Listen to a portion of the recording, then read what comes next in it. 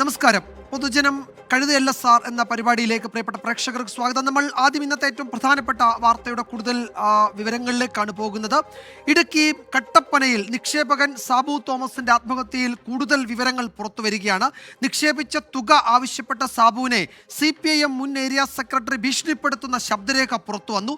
തനിക്ക് അടികിട്ടേണ്ട കാലം കഴിഞ്ഞു എന്നാണ് മുൻ ഏരിയ സെക്രട്ടറി VR സജി സാബുവിനോട് പറയുന്നത്. എന്നാൽ സജിയെ ന്യായീകരിക്കുകയാണ് CPM ജില്ലാ സെക്രട്ടറി. കുറ്റക്കാർക്കെതിരെ കടുത്ത നടപടി വേണമെന്ന നിലപാടിൽ ഉറച്ചു നിൽക്കുകയാണ് കുടുംബം.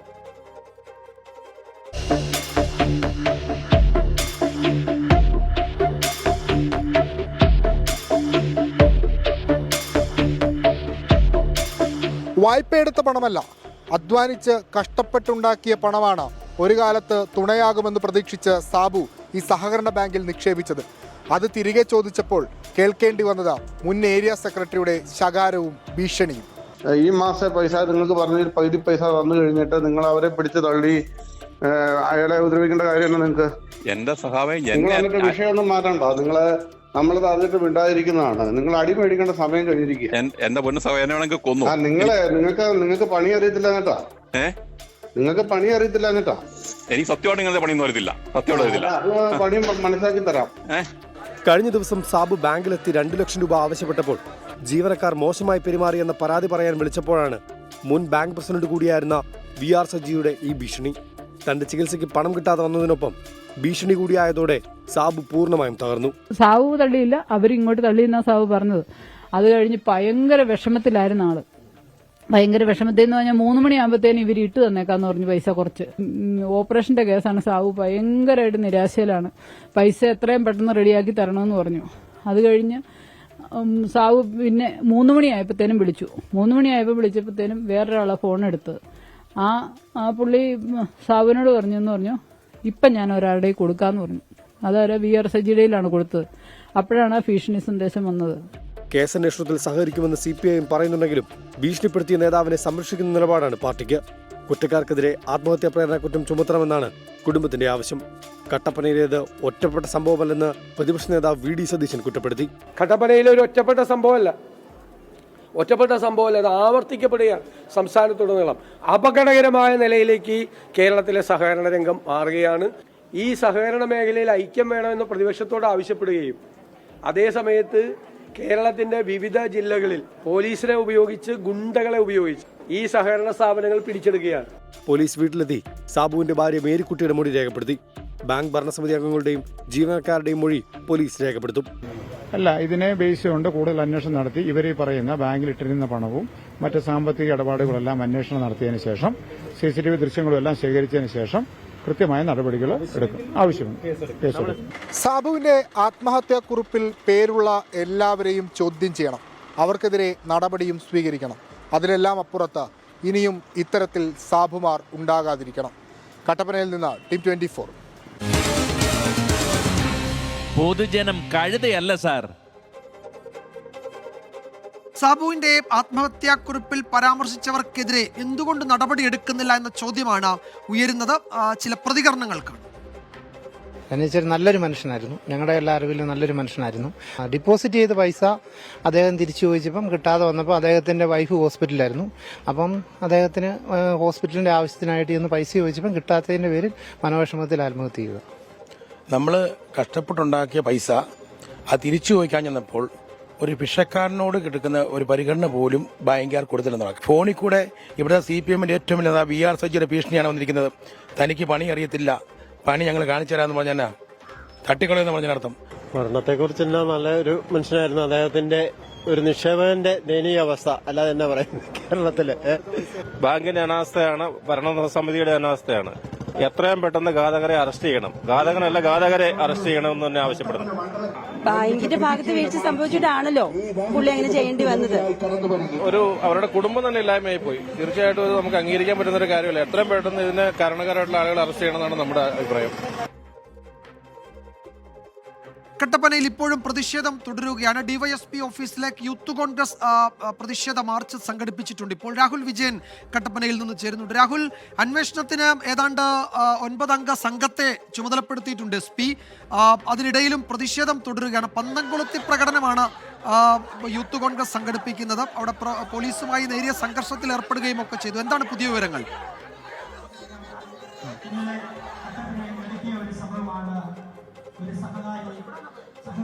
വിജയകുമാർ, ഈ ആത്മഹത്യാക്കുറിപ്പിൽ പേരുള്ള 3 ആളുകൾക്കെതിരെയും യാതൊരു നടപടിയും പോലീസ് സ്വീകരിച്ചിട്ടില്ല എന്നുള്ളതാണ് ഈ പ്രതിഷേധത്തിന്റെ ഏറ്റവും പ്രധാനപ്പെട്ട കാര്യമെന്ന് പറയുന്നത്. അതിൽ ആണിപ്പോൾ യൂത്ത് കോൺഗ്രസിന്റെ പ്രതിഷേധം കട്ടപ്പന പോലീസ് സ്റ്റേഷന് മുമ്പിൽ സംഘടിപ്പിച്ചിരിക്കുന്നത്. വലിയ തരത്തിലുള്ള ഒരു സംഘർഷ സാഹചര്യത്തിലേക്ക് കാര്യങ്ങൾ പോയിരുന്നു. യൂത്ത് കോൺഗ്രസ് പ്രവർത്തകരും പോലീസും തമ്മിൽ ഉന്തും തള്ളുമുണ്ടാകുന്ന ഒരു സാഹചര്യമുണ്ടായി. അതിനിടയിൽ ബാരിക്കേഡ് മറിച്ചിടാനുള്ള ശ്രമം നടന്നു. പോലീസുകാർ ബലം പ്രയോഗിച്ച് പ്രവർത്തകരെ, യൂത്ത് കോൺഗ്രസ് പ്രവർത്തകരെ മാറ്റുന്നതും ഈ ദൃശ്യങ്ങളിൽ നിന്ന് വ്യക്തമായിരുന്നു. അതിനുശേഷം മുതിർന്ന കോൺഗ്രസ് നേതാക്കളെത്തി യൂത്ത് കോൺഗ്രസ് പ്രവർത്തകരെ പറഞ്ഞ് തിരുത്തുകയായിരുന്നു. അതിനുശേഷമാണ് ഇപ്പോൾ ഈ സമാധാനപരമായിട്ടുള്ള പ്രതിഷേധ പ്രകടനം നടക്കുന്നത്. റോഡിൽ തീ കൂട്ടി കത്തിച്ചുകൊണ്ടുള്ള പ്രതിഷേധമാണ് നിലവിൽ നടക്കുന്നത്.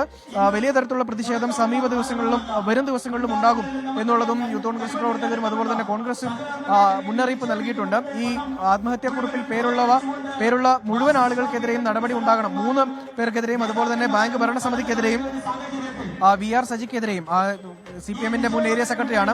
ഇത്തരം ആളുകൾക്കെല്ലാവർക്കും എതിരെ നടപടി ഉണ്ടായില്ലെങ്കിൽ പ്രതിഷേധം കൂടുതൽ കടുപ്പിക്കും എന്നുള്ളതാണ് ഈ യൂത്ത് കോൺഗ്രസും BJP-യും ഉൾപ്പെടെ ഇന്ന് നടത്തിയ പ്രതിഷേധത്തിനൊടുവിൽ പറയുകയും ചെയ്തിരിക്കുന്നത്. വിജയകുമാർ. യെസ്, ഏതായാലും ഈ വിഷയത്തിൽ ഈ വളരെ സജീവമായ പ്രേക്ഷകരുടെ പ്രതികരണം വരുന്നുണ്ട്. എല്ലാവരും ഇക്കാര്യത്തിൽ ബാങ്ക് ഭരണസമിതിയെ വിമർശിച്ച് രംഗത്ത് വന്നിട്ടുണ്ട്. ഈ പണം അതിൽ നിക്ഷേപിച്ചാൽ, ബാങ്കിൽ നിക്ഷേപിച്ചാൽ അത് തിരിച്ചെടുക്കാൻ ആരുടെയൊക്കെ കാല് പിടിക്കണം എന്നൊക്കെയാണ് ആളുകൾ, പ്രിയപ്പെട്ട പ്രേക്ഷകർ ചോദിക്കുന്നത്. അപ്പോൾ ഇതിൽ എന്താണ് സംഭവിച്ചത്? ജോസ്വിനാണ് അക്കാര്യം ചോദിക്കുന്നത്. ജോലി എടുത്തുണ്ടാക്കിയ പണമാണ്, അത് തിരിച്ചെടുക്കാൻ ആരുടെയൊക്കെ കാല് പിടിക്കണം? പാർട്ടിക്കാരുടെ കയ്യിലാണോ പൈസ എന്നൊക്കെ ആളുകൾ ചോദിക്കുന്നുണ്ട്. അപ്പോൾ സാബുവിന് ആദരാഞ്ജലികൾ അർപ്പിച്ച് പലരും അവരുടെ പ്രതികരണം അറിയിക്കുന്നുണ്ട്. വസന്തകുമാരി പറയുന്നത് സ്വന്തം ജീവനും അവർക്കൊക്കെ വേണ്ടിയാണ് നിക്ഷേപിക്കേണ്ടി വന്നത് സാബുവിന് എന്ന് പറയുകയാണ്. ഘട്ടം ഘട്ടമായി പൈസ ബാങ്കിൽ നിന്ന് വാങ്ങുന്നു, പിന്നെ എന്തിനാണ് അദ്ദേഹം ജീവൻ ഒടുക്കിയതെന്ന് മുഹമ്മദ് അനു ചോദിക്കുന്നുണ്ട്. അതിൽ ഒരുപക്ഷെ അത്യാവശ്യത്തിന് അദ്ദേഹം ചോദിച്ച സമയത്ത് ആ പണം കിട്ടിയില്ല. അദ്ദേഹത്തിൻ്റെ ഭാര്യയുടെ സർജറിയുമായി ബന്ധപ്പെട്ട് ആ ഘട്ടത്തിലാണ് നേരത്തെ നമ്മൾ കേട്ട ആ സംഭാഷണമൊക്കെ ഉണ്ടായതെന്നാണ് മനസ്സിലാക്കാൻ കഴിയുന്നത്. തന്നെയുമല്ല, അദ്ദേഹത്തിനെതിരെ അദ്ദേഹം ബാങ്കിൽ അതിക്രമിച്ച് കടന്നു കയറി എന്നൊരു പരാതിയൊക്കെ കൊടുക്കാൻ അവർ പദ്ധതി ഇട്ടു എന്ന വിവരമൊക്കെ അദ്ദേഹത്തിന് ലഭിച്ചു. അതൊക്കെ ആയിരിക്കാം ഇപ്പോഴത്തെ ഈ പെട്ടെന്നുണ്ടായ അദ്ദേഹത്തിൻ്റെ ജീവനൊടുക്കാൻ അദ്ദേഹത്തെ പ്രേരിപ്പിച്ചതെന്നൊക്കെ കരുതുന്നു. എന്തായാലും അതിൽ അന്വേഷണം നടക്കുന്നതേ ഉള്ളൂ. പ്രേക്ഷകർക്ക് ഈ പരിപാടിയിലേക്ക് നേരിട്ട് വിളിച്ച് ജനകീയ പ്രശ്നങ്ങൾ പങ്കുവയ്ക്കാവുന്നതാണ്. ആശങ്കകളും പരാതികളും അധികൃതരുടെ ശ്രദ്ധയിലേക്ക് ഞങ്ങൾ എത്തിക്കും. ഇപ്പോൾ സ്ക്രീനിൽ കാണുന്ന നമ്പറിൽ വിളിക്കാം, 04842830 അതുപോലെ വാർത്തകളും ദൃശ്യങ്ങളും വാട്സാപ്പിൽ അയക്കുകയും ചെയ്യാം. 6235968937 എന്ന നമ്പറിൽ ദൃശ്യങ്ങളും വാർത്തകളും അയക്കാം. അപ്പോൾ നമ്മൾ മറ്റൊരു പ്രധാനപ്പെട്ട റിപ്പോർട്ടിലേക്ക് പോവുകയാണ്. ഇന്നലെയാണ് ക്ലാസ് മുറിയിൽ നിന്ന് വിദ്യാർത്ഥിനിക്ക് പാമ്പുകടിയേറ്റ വാർത്ത പുറത്തു വന്നത്. വിദ്യാർത്ഥിനിയുടെ ആരോഗ്യനില തൃപ്തികരമാണെങ്കിലും ഈ വാർത്തയിലൂടെ പുറത്തു വരുന്നത് സ്കൂൾ മാനേജ്മെന്റിന്റെ ഗുരുതര വീഴ്ചയാണ്. സ്കൂൾ കെട്ടിടവും പരിസരവും കാട് മൂടിയ അവസ്ഥയിലാണ്. നെയ്യാറ്റിൻകര AEO നേരിട്ട് സ്കൂളിലെത്തി പരിശോധന നടത്തുകയും ചെയ്തു.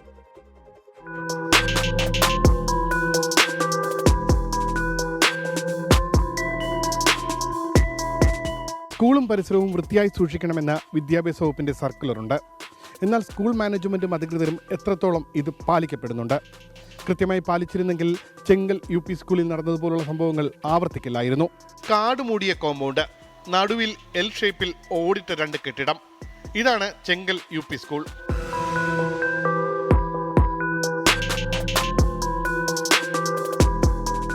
സ്കൂൾ പരിസരം വൃത്തിയാക്കിയിട്ട് കാലങ്ങളായി. ഒറ്റനോട്ടത്തിൽ തന്നെ പാമ്പുകളുടെ താവളമാണ് സ്കൂളെന്ന് വ്യക്തം. വെട്ടിമാറ്റമില്ല. ആരെങ്കിലും തൊഴിലുറപ്പ് ചെയ്യണമെങ്കിൽ അത് മാത്രമേ ഉള്ളൂ. അപ്പോൾ പൈസ ചിലവില്ലല്ലോ. ഇതെല്ലാം കുട്ടികൾ ഇവിടെ നിൽക്കുന്ന സ്ഥലമാണ്. ഇതെല്ലാം ഈ പഞ്ചായത്തിൽ നിന്ന് തൊഴിലുറപ്പ് പദ്ധതി ഉണ്ടല്ലോ, അവരെ വിട്ട് ഇത് കാട് പഠിച്ചാൽ മതിയല്ല. ഇത് തിരിഞ്ഞു നോക്കിയിട്ടില്ല. ഇന്നലെ നടന്ന സംഭവമാണല്ലോ. ഇന്നലെ ഇവിടെ ഒരു പ്രസിഡന്റ് വന്നിട്ടില്ല, ഒരു വൈസ് പ്രസിഡന്റ് വന്നില്ല, പഞ്ചായത്തിന്റെ വാർഡ് മെമ്പർ പോലും ഇവിടെ ഇല്ല. ഇതാണ് ഇവിടുത്തെ സ്ഥിതി. ഇവിടെ സ്കൂൾ പിള്ളേർ ഇവിടെ നിന്നാണ് ബസ് കയറുന്നത്. അപ്പോൾ അങ്ങനെ ഒരു സ്ഥലം നമ്മളത് നോക്കണം, അത് വൃത്തിയാക്കണം, അത് പഞ്ചായത്ത് അത് മുന്നിട്ട് അതിന് നിൽക്കണം. ഇന്നലെ ഉച്ചയ്ക്കാണ് ചെങ്കൽ UP സ്കൂളിൽ ക്ലാസ് മുറിയിൽ വെച്ച് പാമ്പിന്റെ കടി വിദ്യാർത്ഥിക്ക് ഏറ്റത്. നെയ്യാറ്റിൻകര താലൂക്ക് ആശുപത്രിയിലും മെഡിക്കൽ കോളേജിലും ചികിത്സ തേടിയ 7ാം ക്ലാസ് വിദ്യാർത്ഥിനിയുടെ ആരോഗ്യനില തൃപ്തികരമാണ്. വിദ്യാഭ്യാസ മന്ത്രിയുടെ നിർദ്ദേശത്തെ തുടർന്ന് നെയ്യാറ്റിൻകര AEO സ്ഥലം സന്ദർശിച്ചു. ചെങ്കൽ UP സ്കൂൾ മാനേജ്മെന്റിന് വീഴ്ച സംഭവിച്ചതായാണ് പ്രാഥമിക റിപ്പോർട്ട്.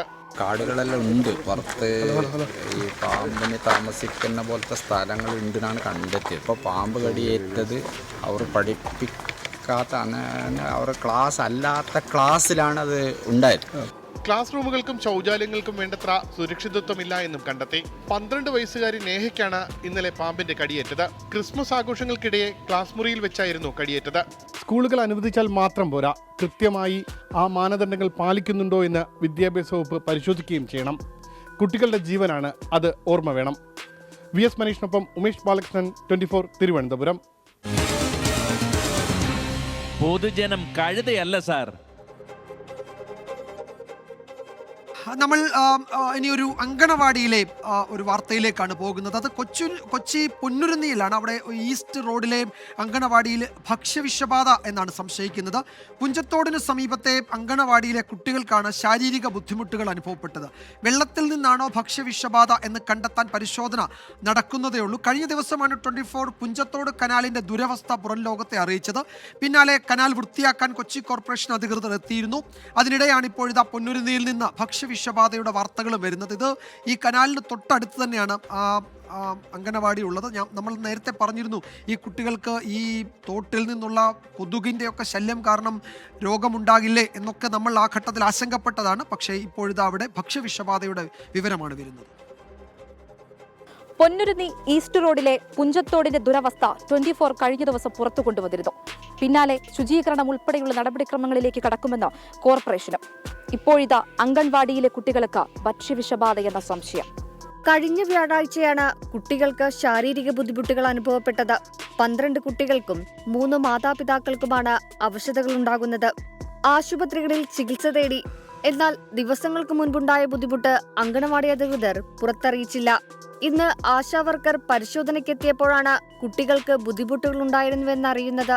കുട്ടികൾക്ക് നമ്മൾ അംഗൻവാടിയിൽ ഒരു ഫുഡ് നമ്മൾ കൊണ്ടുവരണ്ട, വെജിറ്റബിളോ അങ്ങനെ എന്തെങ്കിലുമൊക്കെ കൊടുത്താൽ മതി. ഇവർ തന്നെയാണ് കുക്ക് ചെയ്ത് കൊടുക്കുന്നത്.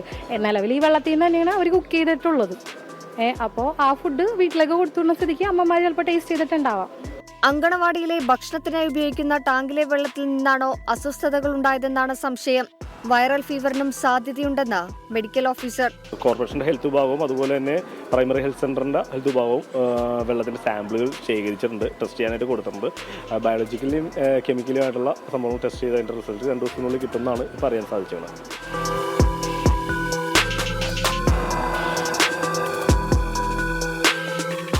പുഞ്ചത്തോടിന് സമീപമാണ് അങ്കണവാടി സ്ഥിതി ചെയ്യുന്നത്. പുഞ്ചത്തോടിന്റെ ദുരവസ്ഥ 24 തന്നെ വാർത്തയാക്കിയിരുന്നു. പിന്നീട് ശുചീകരണ പ്രവർത്തനങ്ങളിലേക്ക് കോർപ്പറേഷൻ കടന്നിരുന്നു. എന്നാൽ കനാലിലെ അണുക്കൾ മൂലം കുടിവെള്ളത്തിൽ നിന്ന് രോഗബാധയ്ക്ക് സാധ്യതയുണ്ടെന്ന് പലപ്പോഴും പ്രദേശവാസികൾ അറിയിച്ചിരുന്നു. എന്നാൽ എത്ര തവണ വൃത്തിയാക്കിയാലും ഒഴുക്ക് കുറയുന്നതും മറ്റു സ്ഥലങ്ങളിൽ നിന്നെത്തുന്നവർ മാലിന്യം തള്ളുന്നതും വീണ്ടും പ്രശ്നങ്ങൾക്ക് കാരണമാകുന്നുവെന്ന് കൗൺസിലർ. ഇപ്പോൾ വെള്ളത്തിൽ നിന്ന് മറ്റ് കണ്ടാമിനേഷൻ, മറ്റ് ഇൻഫെക്ഷൻ എന്തെങ്കിലും ആകാം. വെള്ളം ഒബ്വിയസ്ലി സോഴ്സുകളിൽ സസ്പെക്റ്റഡ് സോഴ്സുകളിൽ ഒന്നാണ് വെള്ളം. അപ്പോൾ അതിൻ്റെ വിശദ പരിശോധനയ്ക്കായിട്ട് സാമ്പിൾ നമ്മൾ അയച്ചിട്ടുണ്ട്. അതിന്റെ റിപ്പോർട്ട് വന്നാൽ നമുക്ക് കൺഫേം ചെയ്ത് പറയാൻ പറ്റുള്ളൂ. ഭക്ഷ്യവിഷബാധയാണോ അതോ വൈറൽ ഫീവർ ആണോ എന്നതിന് ഉത്തരം കിട്ടിയിട്ടില്ല. അതിന് കൃത്യമായ പരിശോധന വേണം. അതുവരെ പുഞ്ചത്തോട് സംശയത്തിന്റെ നിഴലിൽ നിൽക്കും. ഭക്ഷ്യബാധയെന്ന പരാതി മാതാപിതാക്കൾ നൽകാത്തതിനാൽ കേസെടുക്കാൻ കഴിയില്ലെന്ന് സ്പെഷ്യൽ ബ്രാഞ്ച് അറിയിച്ചു. അംഗൻവാടിയിലെ ഭക്ഷണത്തിനായി ഉപയോഗിക്കുന്ന കോർപ്പറേഷനിൽ നിന്ന് കൊണ്ടുവരുന്ന ഈ ടാങ്കിലെ വെള്ളത്തിൽ നിന്നാണോ ഭക്ഷ്യവിഷബാധയുണ്ടായത് എന്നാണ് സംശയം. കണ്ടെത്തേണ്ടത് ഇതായിരുന്നോ, പുഞ്ചത്തോടായിരുന്നോ ഈ ദുരവസ്ഥയ്ക്ക് പിന്നിലെന്നാണ്. ക്യാമറമാൻ നിഖിൽ നിളയ്ക്കൊപ്പം ആൻമരിയ സനി, 24 കൊച്ചി. പൊതുജനം കഴുതയല്ല സാർ.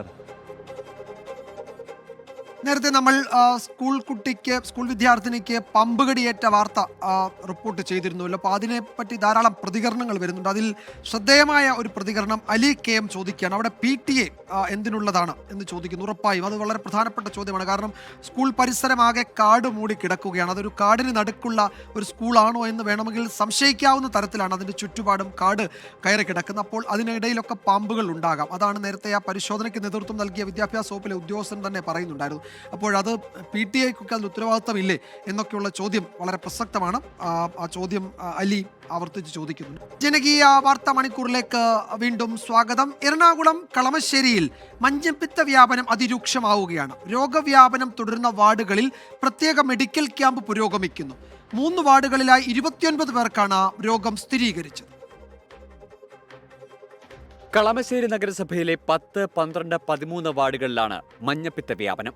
രോഗം സ്ഥിരീകരിച്ച 29 പേരിൽ 2 പേരുടെ നില ഗുരുതരമാണ്. 40ഓളം പേർ രോഗലക്ഷണങ്ങളുമായി ചികിത്സയിലുണ്ട്. കേസുകളുടെ എണ്ണം വർദ്ധിക്കുന്ന സാഹചര്യത്തിലാണ് കരുതൽ നടപടികളുമായി ആരോഗ്യവകുപ്പ് മെഡിക്കൽ ക്യാമ്പ് സംഘടിപ്പിച്ചത്. നമ്മുടെ ഈ നഗരസഭാ പരിധിയിൽ ഈ 3 വാർഡിലാണ് പ്രധാനമായിട്ടും ഇപ്പോൾ നിലവിൽ ഇത്തരം വ്യാപനമുള്ളത്. വ്യാപനം തടയുന്നതിന് വേണ്ടി ബോധവൽക്കരണവും ഇവിടെയുള്ള ഹോട്ടലുകളും ഹോസ്റ്റലുകൾ ഉൾപ്പെടെയുള്ള മുഴുവൻ സ്ഥാപനങ്ങളും പരിശോധിക്കുന്നുണ്ട്.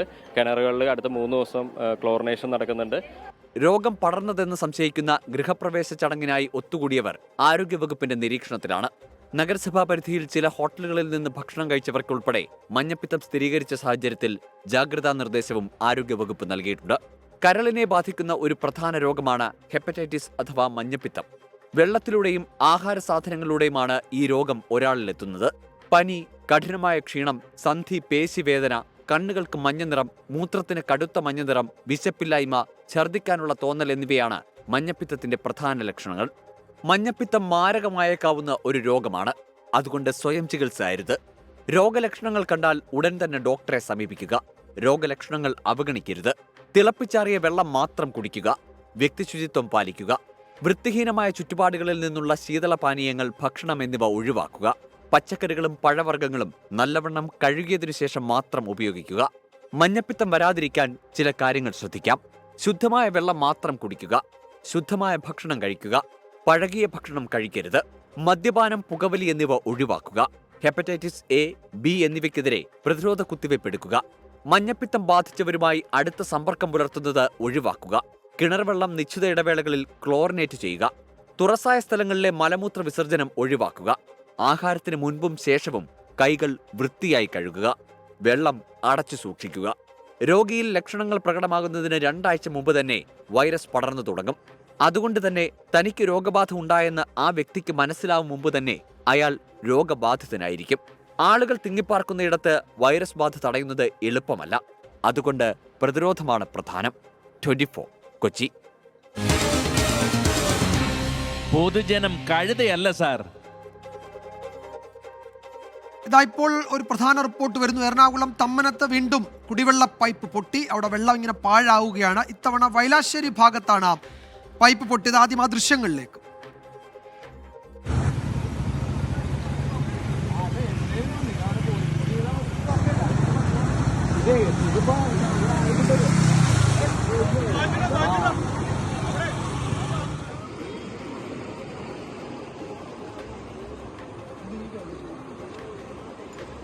ശ്യാംകുമാറാണ് വിവരങ്ങൾ നൽകാൻ ചേരുന്നത്. ശ്യാമ, ഇത് തുടർച്ചയായി തമ്മനത്ത് പൈപ്പ് പൊട്ടുകയാണ്. ഇതിപ്പോൾ ഒരു പ്രളയകാലത്ത് ഇങ്ങനെ വെള്ളം കയറി ഒഴുകുന്നത് പോലെ ഉണ്ടല്ലോ ആ ദൃശ്യങ്ങൾ കാണുമ്പോൾ.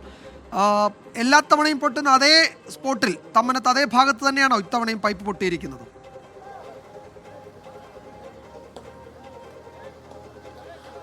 വിജയകുമാർ, കൊച്ചി കഴിഞ്ഞ കുറേ ദിവസങ്ങളായി വെള്ളത്തിൻ്റെ കാര്യത്തിൽ ചില പ്രത്യേകതകളുണ്ട്. കാരണം കുറച്ച് സ്ഥലങ്ങളിൽ വെള്ളം കിട്ടുന്നില്ല എങ്കിൽ ബാക്കിയുള്ള സ്ഥലത്ത് വെള്ളം കിട്ടുന്നത് പൊട്ടിപ്പോകുന്ന സ്ഥിതിയാണുള്ളത്.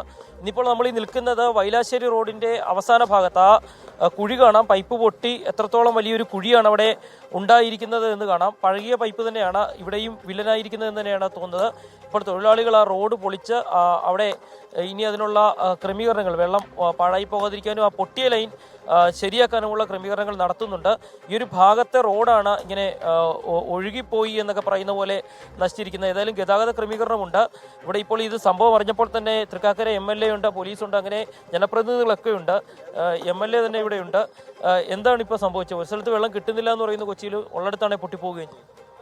ഇവിടെ ഇപ്പം 4ാമത്തെ പ്രാവശ്യം 7 മാസത്തിനിടയ്ക്ക് ഈ പാലാരിവട്ടം തമ്മനം റൂട്ടിൽ 4ാമത്തെ പ്രാവശ്യമാണ്. 2 ദിവസം മുമ്പ് തമ്മനം ജംഗ്ഷനിൽ തന്നെ പൊട്ടുകയുണ്ടായി. അതിന് മുമ്പായിട്ട് ഏഷ്യാനെറ്റിൻ്റെ അവിടെ പൊട്ടി. അതിന് കുറച്ചിപ്പുറത്തായിട്ട് പള്ളിയുടെ അടുത്ത് തന്നെ മറ്റൊരു പൊട്ടലുണ്ടായി. ഇതിപ്പോൾ 4ാമത്തെ. ഇന്നിപ്പോൾ 5 മണിയായപ്പോൾ പൊട്ടിയതാണ്. അത് അറിയിച്ചിട്ട് ആളുകൾ വരാനൊക്കെ നന്നായിട്ട് വൈകുന്നുണ്ട്. എന്താ കാരണം എന്നുള്ളത് അറിയില്ല. ഇപ്പോൾ ഇതുവരെ JCB വന്നിട്ടില്ല. ഈ കുടിവെള്ളം എന്ന് പറയുന്നത് വളരെ പ്രധാനപ്പെട്ട കാര്യമാണ്. ഓരോരുത്തരും ഇങ്ങനെ നോക്കി വേഴാമ്പലം പോലെ കാത്തിരിക്കുക. ഇവിടെയൊക്കെ വെള്ളം കിട്ടാനേ ഇല്ല. ഇതിനിടയ്ക്ക് ഉള്ള വെള്ളം പോവുകയും കൂടെ ചെയ്താൽ, ഞാൻ ഈ റോട്ടിൽ കൂടി ഇത് വരുമ്പോൾ ഇത് ഒഴുകുന്നത് നമുക്ക് തടയാൻ പറ്റാത്ത പോലെ അത്ര നല്ല ശക്തിയായിട്ടാണ് ഒഴുകിക്കൊണ്ടിരുന്നത്. അതിന് ശേഷം വിളിച്ചു പറഞ്ഞിട്ട് അത് സ്റ്റോപ്പ് ചെയ്തു എന്ന് പറഞ്ഞു കഴിഞ്ഞപ്പോഴാണ് ഇവിടെ ആദ്യം ഫ്ലാറ്റായിട്ടിരിക്കുകയായിരുന്നു. കുറച്ചു നേരം കഴിഞ്ഞപ്പോഴാണ് ഈ ഗർത്തം രൂപപ്പെട്ടിരിക്കുന്നത്. വലിയ പൈപ്പാണ് പൊട്ടിയിരിക്കുന്നത്. ഇവർ പറയുന്നത് ഓൾട്ടർനേറ്റ് ഒരു പൈപ്പ് നമ്മൾ ഈയിടെ ഇവിടെ ഇട്ടിട്ടുണ്ട് ഓപ്പോസിറ്റ് സൈഡിൽ പാരലായിട്ട്. അത് ഇപ്പോൾ തൽക്കാലം നമുക്ക് ചാർജ് ചെയ്തിട്ടുണ്ട്. അതിൽ നിന്ന് വെള്ളം കിട്ടും എന്നൊക്കെ പറയേണ്ടത്. ചെറിയൊരു പ്രദേശത്ത് മാത്രമേ വെള്ളം പ്രശ്നം ഉണ്ടാവുകയുള്ളൂ എന്നൊക്കെയാണ് പറയുന്നത്. അപ്പോൾ ഈ വെള്ളം കിട്ടുന്നില്ലെങ്കിൽ വാട്ടർ അതോറിറ്റി എത്താത്ത സ്ഥലങ്ങളിൽ അത് എത്തിക്കാനായിട്ട് ടാങ്കറിൽ വെള്ളം എത്തിക്കാനായിട്ടുള്ള എല്ലാ ഒരു പരിപാടി കൂടി നടത്തേണ്ടതുണ്ട്. കുടിവെള്ളം ഇല്ലാതെ ആളുകൾ ഇവിടെ അല്ലാതെ തന്നെ കഷ്ടപ്പെട്ടുകൊണ്ട് ഈ വാട്ടർ അതോറിറ്റി ഉദ്യോഗസ്ഥർ നേരത്തെയൊക്കെ വെള്ളം എത്തിക്കുമെന്ന് പറഞ്ഞ പല സ്ഥലത്തും വെള്ളം കിട്ടാതെ ജനങ്ങൾ ബുദ്ധിമുട്ടുന്നുണ്ട്. അപ്പോൾ ഇവരിപ്പോൾ ഈ പറഞ്ഞത് വിശ്വസിക്കാൻ പറ്റുമോ? അല്ല, അങ്ങനെ പറയാൻ പറ്റില്ല. ഞാൻ മിനിസ്റ്റർ ഉൾപ്പെടെ അദ്ദേഹത്തിനോട് സംസാരിച്ചപ്പോൾ അദ്ദേഹം പറഞ്ഞത് കുടിവെള്ളത്തിൻ്റെ കാര്യത്തിൽ എങ്ങാനും എത്തിക്കാൻ പറ്റുന്നില്ലെങ്കിൽ, പ്രത്യേകിച്ച് തൃക്കാക്കര ഇലക്ഷൻ കാലത്ത് ഇവിടെ വന്നിട്ട് സകല സ്ഥലത്തെയും കുടിവെള്ള പ്രശ്നം നേരിട്ട് കണ്ട് മനസ്സിലാക്കിയിട്ട് പോയവരാണ്. അപ്പോൾ അവരത് പറഞ്ഞിട്ടുണ്ട്. എവിടെ കുടിവെള്ളം ഇല്ലെങ്കിലും അവിടെ തദ്ദേശ സ്വയംഭരണ വകുപ്പ് ആരാണെങ്കിലും അതാത് പ്രദേശങ്ങളിൽ വെള്ളം കൊടുത്തോളണം. ആ വെള്ളത്തിൻ്റെ പണം വാട്ടർ അതോറിറ്റി തന്നെ കൊടുക്കേണ്ടി വന്നാൽ പോലും അത് എത്തിക്കണം എന്നുള്ള രീതിയിലാണ് അദ്ദേഹം പറഞ്ഞിട്ടുള്ളത്. അപ്പോൾ അതിനെ നമ്മൾ മുഖവിലയ്ക്ക് എടുക്കുകയാണെങ്കിൽ വെള്ളം എത്തിക്കേണ്ടതാണ്. പലപ്പോഴും കൗൺസിലർമാർക്ക് ചെറിയ വഴികളിലൊക്കെ വെള്ളം എത്തിക്കാൻ പറ്റുന്നില്ല. പിന്നെ ആവശ്യത്തിനുള്ള വെള്ളം ചിലപ്പോൾ എല്ലായിടത്തും എത്താൻ പറ്റില്ല. ഒരാൾക്ക് തന്നെ റിപ്പീറ്റഡായിട്ട് കിട്ടും. അപ്പോൾ അതിൻ്റെ ഈ തർക്കത്തിലൊക്കെ ഈ കൗൺസിലേഴ്സ് പെട്ടുപോവുക. ഒരാൾ വെള്ളമില്ല എന്ന് പറഞ്ഞാൽ ആ പ്രദേശത്തേക്ക് വെള്ളം കൊണ്ടുവരാമെന്നല്ലാതെ അത് ആർക്കൊക്കെ എത്തി എന്നുള്ളത് കുടവും വെച്ചിട്ട് അളന്നു കൊടുക്കാൻ പറ്റൂലല്ലോ. അപ്പോൾ അങ്ങനെയുള്ള ഒരുപാട് പ്രശ്നങ്ങളുണ്ട്. അപ്പോൾ ഇതൊക്കെ ഈ നിലവിലുള്ള പൈപ്പുകൾ 50-55 വർഷമായ ഈ പൈപ്പൊക്കെ നമ്മൾ പറയാതെ തന്നെ ഇങ്ങനെ പൊട്ടാതെ തന്നെ മാറ്റേണ്ടത് അത്യാവശ്യമായിരുന്നു. നമ്മൾക്ക് അമൃത് പദ്ധതി പോലെയുള്ള പദ്ധതികളൊക്കെ അമൃത് 1ഉം 2ഉം ഒക്കെ വന്നു. ആദ്യത്തേത് പറഞ്ഞു പഞ്ചായത്തിനേ ഉള്ളൂ എന്ന് പറഞ്ഞു. പഞ്ചായത്തിന് വേണ്ട അമൃത് 2 നമുക്ക് തരാമല്ലോ. ഇതെന്തായാലും ജനങ്ങൾ കുറച്ച് ദിവസം കൂടി ബുദ്ധിമുട്ടുന്നുള്ള കാര്യം ഒരാഴ്ചത്തോളം ഈ പ്രദേശത്ത് മാമംഗലം, വൈറ്റില, തമ്മനം പ്രദേശങ്ങളിൽ കുടിവെള്ളം ഉണ്ടാവുക എന്നുള്ള കാര്യം സംശയമില്ല. പക്ഷേ ഇതിനൊരു ശാശ്വതമായ പരിഹാരം ഇതുവരെ വാട്ടർ അതോറിറ്റി ചെയ്യുന്നില്ല എന്നുള്ളതാണ് വേറെ വിഷയം. 55 കൊല്ലം പഴക്കമുള്ള ബ്രഹ്മോ പൈപ്പ് 780 mm പൈപ്പാണ് പൊട്ടിയിരിക്കുന്നത്. ഇത് സംസ്കാര ജംഗ്ഷൻ തൊട്ട് തമ്മനം അനന്തപുരം അമ്പലം വരെ മാത്രമേ ഈ പഴയ പൈപ്പുള്ളൂ. ഈ 55 കൊല്ലമായിട്ടും ഈ വിഷയം ഉണ്ടായിട്ട് എന്തുകൊണ്ട് വാട്ടർ അതോറിറ്റി ഈ പൈപ്പ് മാറ്റുന്നില്ല എന്നുള്ളതാണ് നമുക്ക് സംശയപരമായിട്ടുള്ള നിലനിൽക്കുന്നത്. ഏതായാലും ഇപ്പോൾ ജനപ്രതിനിധികളും ഉദ്യോഗസ്ഥരും ഒക്കെ പറയുന്ന പോലെ ഏതായാലും കുറച്ച് ദിവസം ജനങ്ങൾ ബുദ്ധിമുട്ടും എന്നുള്ള കാര്യം ഉറപ്പാണ്. റോഡ് പണി നടക്കുന്നുണ്ട്. ഇനി അടുത്ത നഗരത്തിൽ ഉടനെ പൈപ്പ് പൊട്ടുമോ എന്നുള്ളൊരു ചോദ്യം കൂടി നാട്ടുകാർ ചോദിക്കുന്നുണ്ട്. ഏതായാലും ഇപ്പോൾ ഇവിടെ ഈ റോഡ് കുളമായി തന്നെ കിടപ്പുണ്ട്. ഇത് എപ്പോൾ ശരിയാകുമെന്ന് ആർക്കറിയാം. ഏതായാലും ഒരാഴ്ചയെങ്കിലും ബുദ്ധിമുട്ടുമെന്ന് നാട്ടുകാർ തന്നെ പറയുന്നു. ഒരു പ്രധാനപ്പെട്ട പ്രതികരണം ഇതിൽ വരുന്നത് SL മീഡിയ എന്നൊരു ഐഡിയയിൽ നിന്നാണ്. അദ്ദേഹം പറയുന്നത് പൈപ്പ് ലൈൻ അറ്റകുറ്റപ്പണികൾ ചെയ്യുന്ന സാധാരണ കോൺട്രാക്ടർമാർക്ക് പണി ചെയ്ത കാശ് കിട്ടിയിട്ട് 19 മാസമായി എന്നാണ്. പിന്നെ എങ്ങനെ നന്നാക്കാനാണ്? പണിക്കാർക്ക് കൊടുക്കാൻ പോലും കാശില്ല എന്ന് പറയുന്നത് ഒരു ഇടത്തരം കരാറുകാരൻ്റെ പ്രശ്നമാണെന്ന് തോന്നുന്നു. പക്ഷേ അറ്റകുറ്റപ്പണികൾ ചെയ്തിട്ട് പണം കിട്ടാതെ കയറി ഇറങ്ങുന്നു എന്നാണ് അദ്ദേഹം സൂചിപ്പിക്കുന്നത്. അങ്ങനെ അത്തരം ചില പ്രശ്നങ്ങൾ കൂടിയുണ്ട്. എന്തായാലും തമ്മനം പാലാരിവട്ടം റോഡിൽ പൈപ്പ് പൊട്ടുന്നത് ഒരു തുടർക്കഥയാവുകയാണ്. അതിന് ശാശ്വതമായ പരിഹാരമുണ്ടോ എന്നാണ് ജനങ്ങൾ ചോദിക്കേണ്ടത്. ആരുത്തരം പറയും എന്ന് കണ്ടറിയണം. മറ്റൊരു പ്രധാന റിപ്പോർട്ടിലേക്ക്. മറ്റു സംസ്ഥാനങ്ങൾക്ക് മുന്നിൽ കേരളം തലകുനിക്കേണ്ടി വന്ന സംഭവമായിരുന്നു തിരുവനന്തപുരം RCCയിൽ നിന്നുൾപ്പെടെയുള്ള മെഡിക്കൽ മാലിന്യം തമിഴ്നാട് തിരുനെൽവേലിയിൽ തള്ളിയത്. 3 പഞ്ചായത്തിലായി 5ഓളം ഗ്രാമങ്ങൾ മാലിന്യ കൂമ്പാരത്താൽ പൊറുതിമുട്ടുകയാണ്. സംഭവത്തിൽ ഏജന്റുമാരായ 2 തമിഴ്നാട് സ്വദേശികൾ പിടിയിലായെങ്കിലും കേരളത്തിന് ഉത്തരവാദിത്വത്തിൽ നിന്ന് ഒഴിഞ്ഞു മാറാൻ കഴിയില്ല. തിരുനെൽവേലിയിൽ നിന്നും ഷഫീദ് റാവുത്തർ തയ്യാറാക്കിയ റിപ്പോർട്ട് കാണും.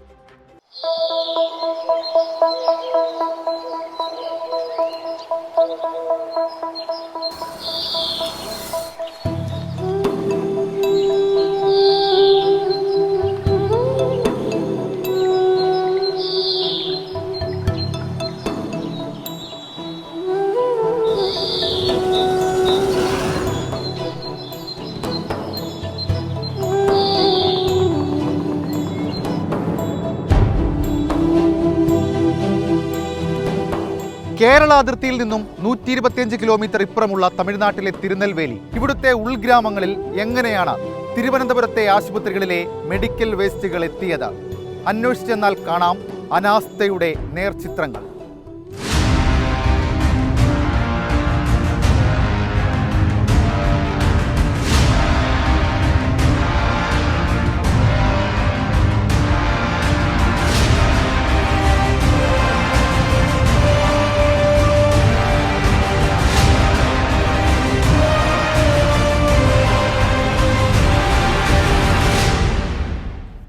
നടുക്കല്ലൂർ കൊടകനല്ലൂർ ഗ്രാമങ്ങൾ. കന്നുകാലി വളർത്തലാണ് പ്രധാന ജീവനോപാധി. ഒപ്പം കൃഷിയും. നല്ല മണ്ണ്, നല്ല വായു, നല്ല ഭൂമി. സ്വൈര്യമായി ജീവിച്ചിരുന്ന 3 ഗ്രാമങ്ങൾ ഈ മാലിന്യ കൂമ്പാരങ്ങൾ കാരണം ഇപ്പോൾ അസ്വസ്ഥതയിലാണ്.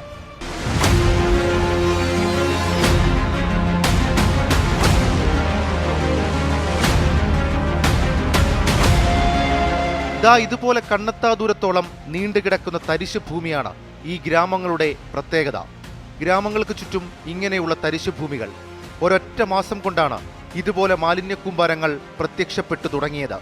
കല്ലൂർ, പളവൂർ, കൊണ്ടാനഗരം പഞ്ചായത്തുകളിൽ മാത്രം 11ഓളം മാലിന്യ കൂമ്പാരങ്ങൾ. ഉപയോഗിച്ച സിറിഞ്ച്, PPE കിറ്റ്, ഭക്ഷണാവശിഷ്ടങ്ങൾ, പ്ലാസ്റ്റിക് വസ്തുക്കൾ എന്നിവയെല്ലാം ഈ മാലിന്യങ്ങളിൽ ഉൾപ്പെടും. മാലിന്യങ്ങൾക്കിടയിൽ തിരുവനന്തപുരം RCCയിലെ രോഗികളുടെ സ്വകാര്യ വിവരങ്ങളടങ്ങിയ ചികിത്സാരേഖകളും കണ്ടെത്തിയതോടെയാണ് കൂടുതൽ വിവാദമായത്. നവംബർ-ഡിസംബർ മാസത്തിലെ ഡയറ്റ് പ്ലാനുകളും മാലിന്യ കൂമ്പാരത്തിലുണ്ടായിരുന്നു. ചികിത്സാരേഖകൾ 5 വർഷം സൂക്ഷിക്കണമെന്ന നിബന്ധനയും സ്വകാര്യ വിവരങ്ങൾ സുരക്ഷിതമായി സംസ്കരിക്കണമെന്ന മാനദണ്ഡവും കാറ്റിൽ പറത്തി. அதிகபட்ச அளவுள்ள மருத்துவ கழிவுகள், பிளாஸ்டிக் கழிவுகள், உணவகத்தில் உள்ள கழிவுகள் இருக்குது. அதை நம்ம தொடர்ந்து அவங்க எடுத்து பார்க்கும்போது பார்த்திங்கன்னா எல்லாமே கேரள மாநிலத்தில் உள்ள முகவரியாக இருக்குது. அது கேன்சர், புற்றுநோய் சம்மந்தப்பட்ட ஒரு மருத்துவமனையோட கழிவுகளாக இந்த இடத்துல கொட்டப்பட்டிருக்கு. இது கடந்த 1 வார காலமாக 1 மாத காலமாக கொட்டப்படலை. அதிக அளவில் ஒரு 3-4 மாதங்கள் 6 மாதங்கள் வரைக்கும் தொடர்ச்சியாக கொட்டப்பட்டிருக்கு.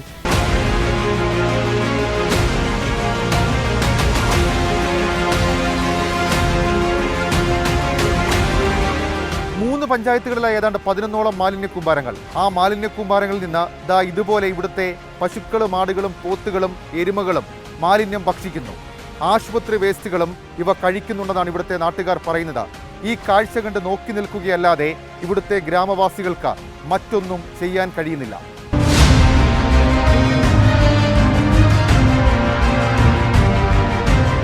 அது ஒரு வாரத்தில் மாட்டுக்கு ஜீரணம் இல்லாமல் போயிடும், வயிறு வீங்கிரும்.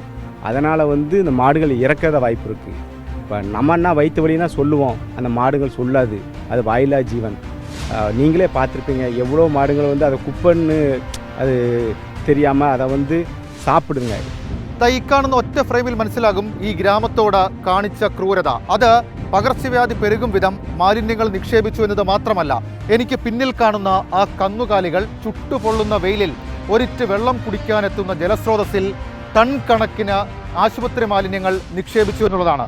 ഒരൊറ്റ മഴ പെയ്താൽ ഈ മാലിന്യങ്ങൾ 4 പഞ്ചായത്തുകളിലേക്ക് ഒഴുകിയെത്തും.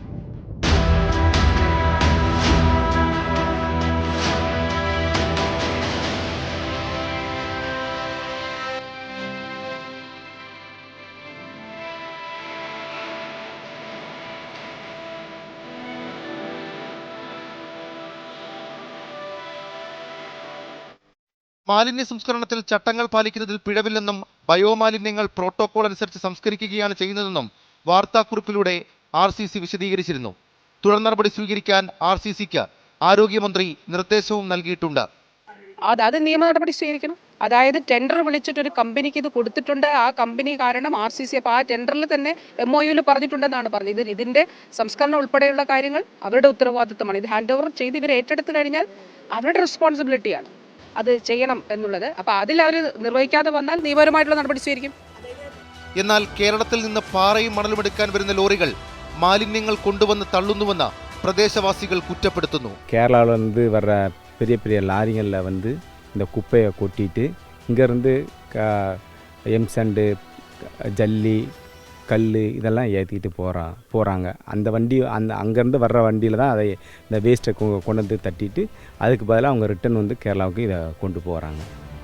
ഹരിത ട്രൈബ്യൂണലിൽ നിന്നും കേരളത്തിന് കേട്ട പഴിയും ചെറുതല്ല. ആവർത്തിച്ച് മാലിന്യം തള്ളുന്നതിന്റെ പൂർണ്ണ ഉത്തരവാദിത്തം കേരളത്തിനാണെന്ന് പറഞ്ഞ ട്രൈബ്യൂണൽ ഉടൻ മാലിന്യം പൂർണ്ണമായും നീക്കണമെന്നും ഉത്തരവിട്ടു. മാലിന്യം നീക്കാനുള്ള ചെലവ് കേരളത്തിലെ മലിനീകരണ നിയന്ത്രണ ബോർഡ് വഹിക്കണമെന്നും നിർദ്ദേശമുണ്ട്.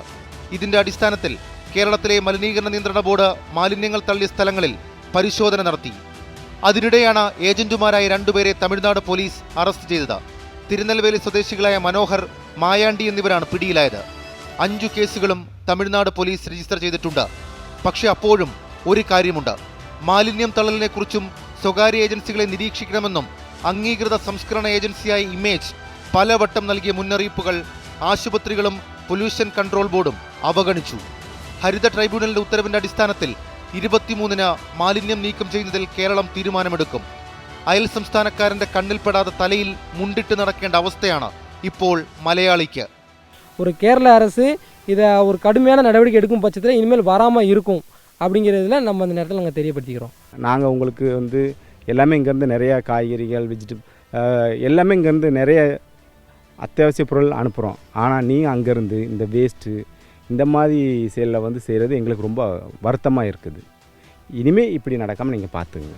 മാലിന്യമുക്ത കേരളം എന്ന നാഴികയ്ക്ക് 40 വട്ടം വീമ്പ് പറയുന്ന കേരള സർക്കാർ ഇക്കാഴ്ചയൊന്ന് കണ്ണു തുറന്ന് കാണണം. ഇതാണോ മാലിന്യമുക്ത മാതൃകയെന്ന് തമിഴ്നാട്ടുകാർ ചോദിച്ചു തുടങ്ങിയിട്ടുണ്ട്. ഇപ്പോഴേ വൈകാരികമായി 2 തട്ടിലുള്ള 2 സംസ്ഥാനങ്ങളുടെ മുറിവിൽ ഇനിയും മുളക് തേക്കരുത്. പകരം ഈ പ്രശ്നം കേരള സർക്കാർ തന്നെ മുൻകൈയെടുത്ത് എത്രയും പെട്ടെന്ന് പരിഹരിക്കണം. ഇതല്ലെങ്കിൽ വൈകാരികമായ വലിയ പ്രതിഷേധങ്ങളിലേക്ക് ഈ വിഷയങ്ങൾ പോകും. ക്യാമറമാൻ അഭിലാഷ് തൊഴുവങ്കോടിനും സതീഷിനുമൊപ്പം ഷഫീദ് റാവുത്തർ, 24 തിരുനെൽവേലി. ഈ വിഷയത്തിൽ RCCക്ക് എന്താണ് പറയാനുള്ളതെന്ന് നോക്കാം. ദൃശ്യങ്ങളിൽ പ്രചരിക്കുന്ന മെഡിക്കൽ മാലിന്യങ്ങൾ RCCയുടേതല്ല എന്നാണ് സൂപ്രണ്ട് ഡോക്ടർ ലിജീഷ് 24നോട് പ്രതികരിച്ചത്. സംഭവത്തിൽ സർക്കാരിന് RCC ഒരു വിശദീകരണവും നൽകിയിട്ടുണ്ട്. തമിഴ്നാട് തിരുനെൽവേലിയിൽ ആശുപത്രി മാലിന്യം തള്ളിയ സംഭവത്തിൽ തമിഴ്നാട് സർക്കാർ നിയമ നടപടികളുമായി മുന്നോട്ട് പോവുകയാണ്. തിരുവനന്തപുരം RCC ഉൾപ്പെടെയുള്ള ആശുപത്രികളിൽ നിന്നുള്ള ബയോമെഡിക്കൽ മാലിന്യം തള്ളിയെന്നതാണ് പ്രധാനപ്പെട്ട ആരോപണം. ഈ വിഷയത്തിൽ RCCക്ക് എന്ത് പറയാനുള്ളതെന്ന് പരിശോധിക്കാം.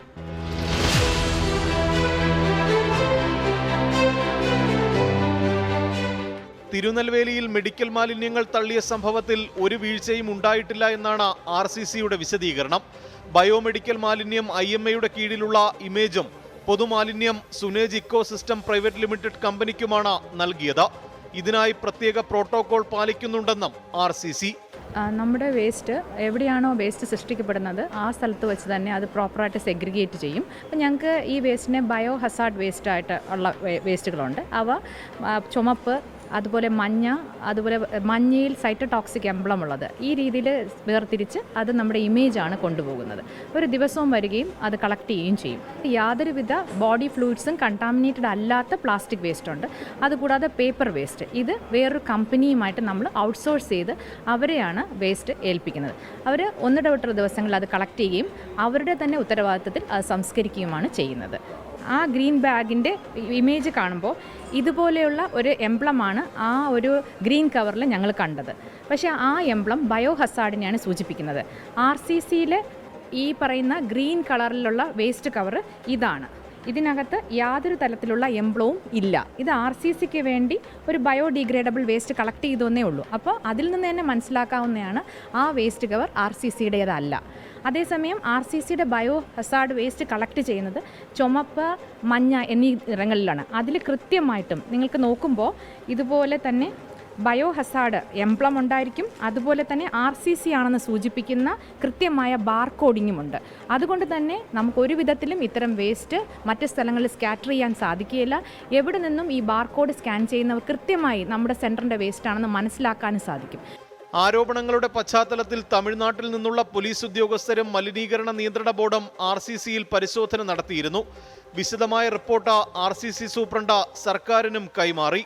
RCC ഇവരായിട്ടൊരു എഗ്രിമെൻ്റ് ഉണ്ട്. ഈ എഗ്രിമെൻറ്റിൽ നമ്മൾ ക്ലിയർ ആയിട്ട് അതിൽ മെൻഷൻ ചെയ്യുന്നുണ്ട്, ഈ കൊടുക്കുന്ന വേസ്റ്റ് ഓരോന്നും പ്രോപ്പറായിട്ട് ഡിസ്പോസ് ചെയ്യണം, അത് അവരുടെ റെസ്പോൺസിബിലിറ്റി ആണെന്ന് നമ്മൾ എഗ്രിമെൻറ്റിൽ അവരായിട്ടുണ്ട്. അപ്പോൾ അതിൽ നിന്ന് അവരോട് സംസാരിച്ച് അവർ എഗ്രി ചെയ്യുന്നു. അങ്ങനെ സംഭവിച്ചിട്ടുണ്ടെങ്കിൽ ഉത്തരവാദിത്തം അവരെ ഏറ്റെടുക്കാമെന്ന് അവർ എഗ്രി ചെയ്തിരിക്കുന്നു. മിനിസ്റ്റർ നമ്മളെ വിളിച്ച് സംസാരിച്ചിരുന്നു, മാഡത്തോട് നമ്മൾ അപ്ഡേറ്റ് ചെയ്തിരുന്നു. പിന്നെ ഈ ഗ്രീൻ ട്രൈബ്യൂണലിൻ്റെ ലെറ്റർ വന്നു, അതിന് ഞങ്ങൾ ഒരു റിപ്ലൈ പ്രിപ്പയർ ചെയ്യണം. ഇന്ന് അവർക്ക് റിപ്ലൈ സബ്മിറ്റ് ചെയ്യും. മാലിന്യക്കൂനയിൽ നിന്ന് ആശുപത്രി രേഖകൾ കണ്ടെത്തിയ സംഭവത്തിൽ ഉൾപ്പെടെ വിശദമായ അന്വേഷണം നടക്കുകയാണ്. RCC കരാർ നൽകിയ കമ്പനി ഉപകരാർ നൽകിയിരുന്നു. മാലിന്യം തള്ളിയതിന് പിന്നിൽ ഉപകരാറെടുത്ത ആളുകളെന്നാണ് പ്രാഥമിക നിഗമനം. MG പ്രതീഷ്, 24 തിരുവനന്തപുരം. പൊതുജനം കഴുതയല്ല സാർ. RCC ഒരു കരാർ നൽകുന്നു, ആ കമ്പനി ഒരു ഉപകരാർ നൽകുന്നു. ആ ഉപകരാർ നൽകിയ കമ്പനിയാണ് ഈ കൃത്യത്തിന് പിന്നിലെന്നുള്ളതാണ് ഇതുവരെ വ്യക്തമാകുന്നത്. അതിൽ സമഗ്രമായ അന്വേഷണം വേണ്ടിവരും. നാണക്കേടാണ് കേരളത്തിനാകെ. അതുകൊണ്ട് അതിൽ അടിയന്തര നടപടി ഉണ്ടാകുമെന്ന് തന്നെ നമുക്ക് കരുതാം. ഇപ്പോൾ കുവൈറ്റിലെ ഇന്ത്യൻ സമൂഹത്തെ പ്രധാനമന്ത്രി നരേന്ദ്രമോദി അഭിസംബോധന ചെയ്യുകയാണ് തത്സമയം. जब भारत को सबसे ज्यादा जरूरत पड़ी तो कुवैत ने हिंदुस्तान को लिक्विड ऑक्सीजन की सप्लाई दी।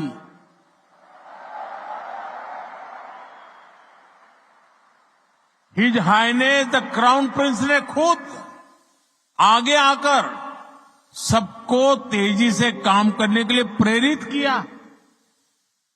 मुझे संतोष है कि भारत ने भी कुवैत को वैक्सीन और मेडिकल टीम भेजकर इस संकट से लड़ने का साहस दिया।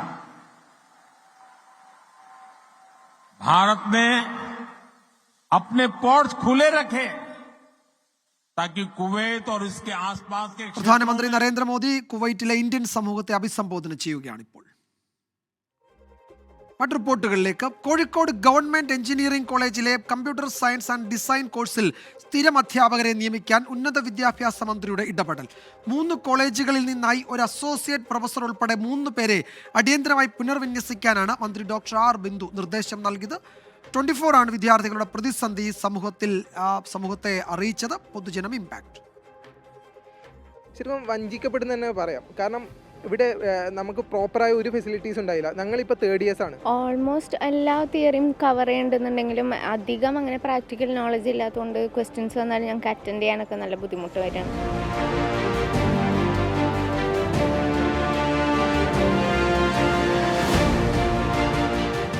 സ്ഥിരം അധ്യാപകരും ലാബും ഇല്ലാത്തതിനാൽ Kozhikode west hill government engineering കോളേജിലെ വിദ്യാർത്ഥികളുടെ ബുദ്ധിമുട്ട് 24 വാർത്ത നൽകിയിരുന്നു. Computer science and design course പഠിക്കുന്ന 200ഓളം വിദ്യാർത്ഥികളുടെ പ്രതിസന്ധി തുറന്നു കാണിക്കുന്നതായിരുന്നു പൊതുജനം കഴുതയല്ല സർ എന്ന പരിപാടിയിൽ സംപ്രേഷണം ചെയ്ത വാർത്ത. വിഷയത്തിൽ മന്ത്രി ആർ ബിന്ദുവിന്റെ ഇടപെടലിലൂടെ പരിഹാരമാവുകയാണ്. തൃശൂർ ഗവൺമെന്റ് എഞ്ചിനീയറിംഗ് കോളേജിലെ കമ്പ്യൂട്ടർ ആപ്ലിക്കേഷൻ വിഭാഗത്തിലെ ഒരു അസോസിയേറ്റ് പ്രൊഫസർ തസ്തികയും Thiruvananthapuram engineering college, Kottayam Rajiv Gandhi institute of technology എന്നിവിടങ്ങളിലെ കമ്പ്യൂട്ടർ ആപ്ലിക്കേഷൻ വിഭാഗത്തിലെ ഓരോ അസിസ്റ്റന്റ് പ്രൊഫസർ തസ്തികകളുമാണ് കോഴിക്കോട് ഗവൺമെന്റ് എഞ്ചിനീയറിംഗ് കോളേജിലേക്ക് പുനർവിന്യസിച്ച് ഉത്തരവായത്. അധ്യാപകർ ഉടൻ കോഴിക്കോട് കോളേജിൽ ജോലിയിൽ പ്രവേശിക്കും. നമ്മളിപ്പോൾ 3rd ഇയേഴ്സ് ആണ്. നമ്മളിപ്പോൾ 3rd ഇയർ കഴിയാനായി. എന്നിട്ട് നമ്മൾ ഇത്രയും കാലം നമ്മൾ ആഗ്രഹിച്ചിരുന്ന കുറേ കാര്യങ്ങൾ, നമ്മൾ കുറേ പേപ്പർ വർക്ക്സ് കൂടെ നമ്മൾ അത് ട്രൈ ചെയ്തിട്ടുണ്ടായിരുന്നു. പക്ഷേ ഐ തിങ്ക് ത്രൂ 24 ആണ് we got a bigger impact. Like നമുക്കിപ്പോൾ ടീച്ചേഴ്സ് വരും എന്നുള്ള ഒരു സർക്കുലർ വന്നിട്ടുണ്ട്. That itself is a huge thing for us. So ഇനി നമുക്ക് ഒരിത് കൂടി ഉണ്ട് ലാബിൻ്റെത്, അതും കൂടി ഇതാവാനുണ്ട് നമുക്ക്. കുട്ടികളെ പോലെ രക്ഷിതാക്കളും ആശങ്കയിലായിരുന്നു.